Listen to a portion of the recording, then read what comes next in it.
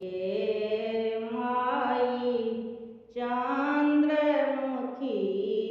सन धिया हमर छथि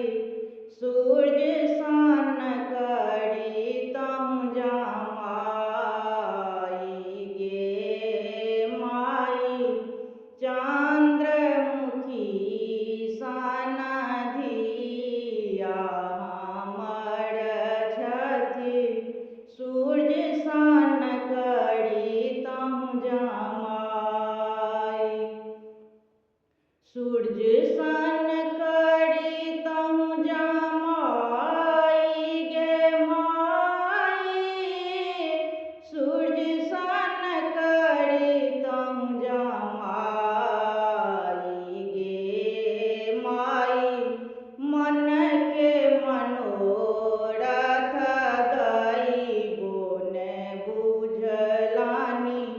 भाय गेल तपसी भिखारी गे माई मन के मनोरथ दैबो ने बुझलानी भाय गेल तपसी भिखारी गे माई चंद्रमुखी सन गौरी हमर छथि सूर्य सन करी तहु जमाई नारद के हम किछु ने बिगाड़लहुँ जे बूढ़ आनल जमाई गे माई एहन सुंदर धिया तिनका एहन पिया नारद आनल उठाई गे माई एहन रतन धिया तिनका एहन किया नारद आनल उठाई गे माई चंद्र बरन सन गौरी हमर छथि सूर्य सन करी तहु जमाई परिछन चलली माय मनाइन बड़ देखि खसली झमाई गे माई हमने बियाह बई हो बड़ तपसी मोरी धिया रहती